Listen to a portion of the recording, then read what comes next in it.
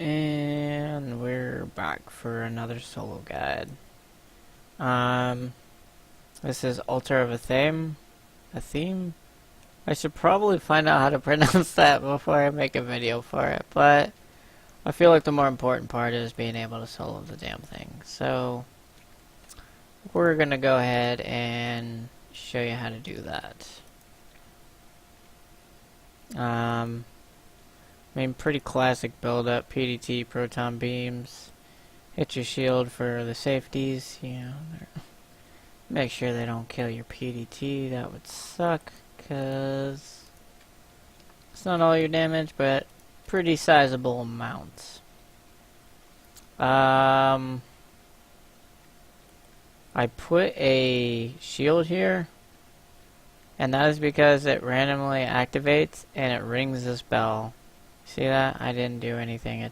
I walked forward, but that doesn't damage a damn thing. And it rings a bell, which stuns the assassin. So I can't say it's a necessity. Like if you're running somebody, who has more health, such as my squire, you won't get frickin' one shot by the assassin, so you don't have to worry really about him being stunned. But usually you're running a DPS character because this is a DPS map. So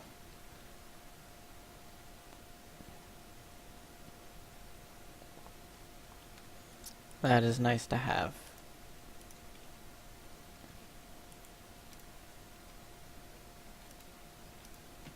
I don't know if anyone will question why I place my beams kind of further away from the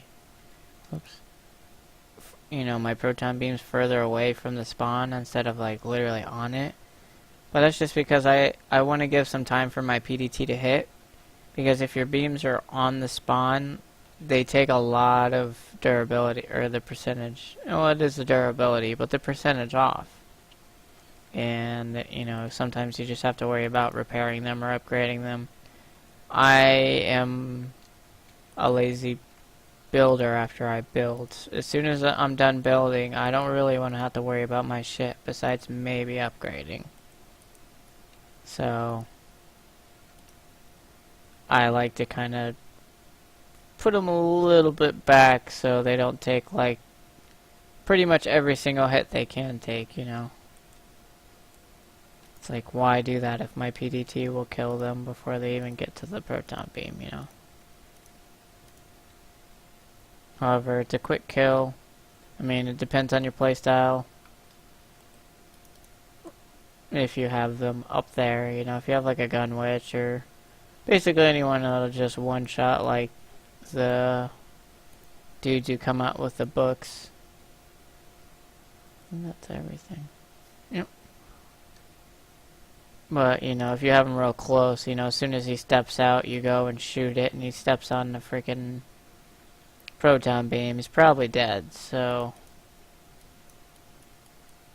feel free to tweak it as you wish. Normally I'd use my Dryad just because she's freaking awesome. I love playing her.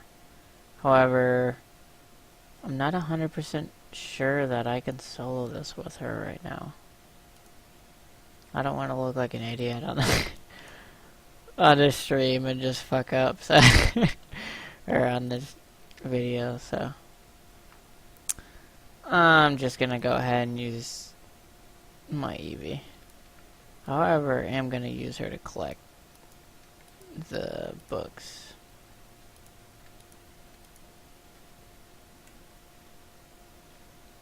If this is your first time seeing the map, you saw the book I just picked up.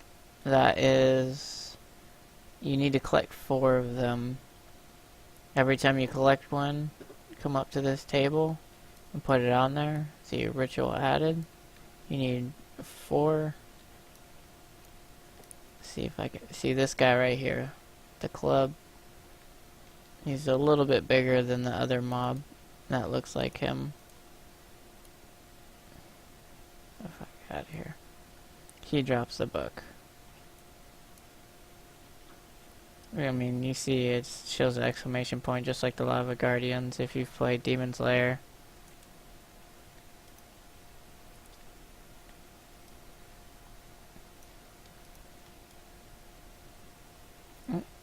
And we're good to go. Alrighty. The hell out of here. Actually, I'm just going to show this just because I have HP currently on my EV because I've been farming the Dawn of the Blood Moon. So I've had HP on her, so I'm not really worried about dying at the moment, but that potion I just grabbed right here, the active, you see? That makes it so these guys, the assassins, they can't hurt you. So, go ahead and activate this, and those guys can't kill you. And you go ahead and kill this one first. I use Dragolich because damage. And I use Eevee because she's got a lot better range damage than Dryad does. And fighting a bunch of flyers, you know, it's range, so makes sense.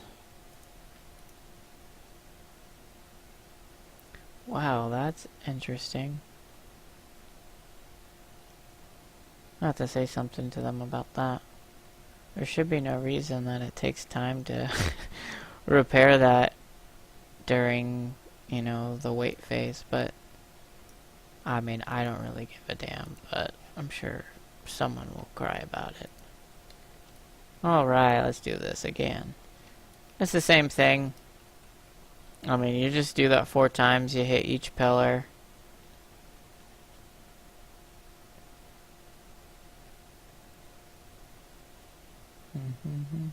Stop killing my freaking tree, screw you guys.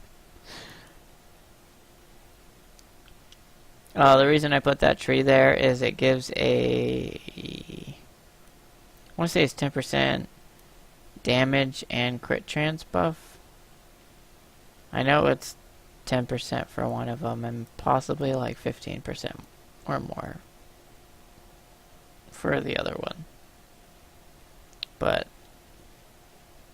either way, you'll probably hear that if you watch my other videos, you'll continuously hear me say, well, damage is better. Because it is. This is a damage map. Screw you.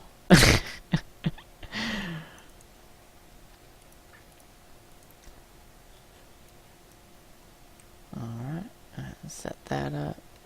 Ritual's ready. I don't have Dragolich on her. I was about to try it. I was gonna try to sell it. That's a great time to do it when I'm trying to make a video of how to play the game. Oh well. Alright, and the next one is the one right next to it. Go ahead and set up. Hit the Dragolich, and boom, is dead. Oh, I didn't even explain that. Sorry. As soon as you kill the pillar, the assassins become vulnerable. You can kill them then. Before you kill that pillar, like when you set the altar up and activate it, they're invincible. So whatever you do is basically worthless. It's not going to do anything to it until you activate that and kill the pillar. Alright. And on to the third wave. I'm not gonna lie, I haven't seen much of a difference between the waves. I mean, I'm almost 100% that I've played this before and I haven't upgraded anything besides maybe repaired the barricades. Like, I didn't upgrade any of the PDTs, and my build did just fine. Like, I don't think you need to upgrade, but in all honesty, I just upgrade just because I'm like, well, I feel like a real idiot, you know, if I don't upgrade and I mess up because, my PDTs weren't doing enough damage, but I'm pretty sure you don't need to.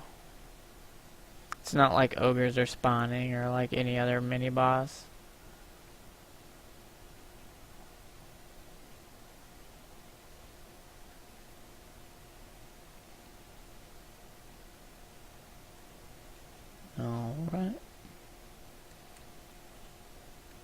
actually. Alright, at the beginning you saw where I rung the bell. There is another one over here as well. Sometimes I'll go over here and set up another shield. Oh shit, that was stupid of me.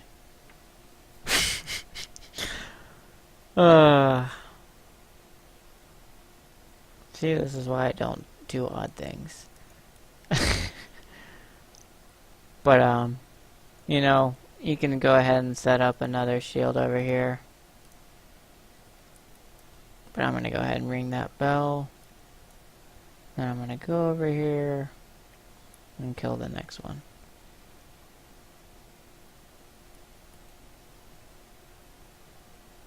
You're not strong enough, mate. Get out of my face. And that's why I didn't have to grab the potion, because I have almost 19,000 HP. And I had the bells ringing, so they knock out of, like, see that little confusion they get? That's from the bell. They come out of the confusion in, like, succession. Like, they all don't all you know, stop being confused or stunned at the same time. It's like two of them are able, you know, are able to move, and then like a couple seconds later, two more. So, you know, if you have a decent amount of HP, even if you're doing a gun witch or an EV, you'll be able to take a couple shots from them. If you have no HP, you know, items or stats, you know, that you spec'd into it, it will one-shot you.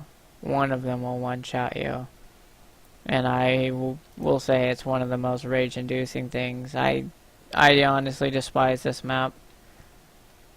Or I did until I decided to stop being stupid and just spec into HP, because just, you know, because look, there's like, what, one, look, oh great, they're just, see, that's another fun part about this map. See, this is why I don't like this map.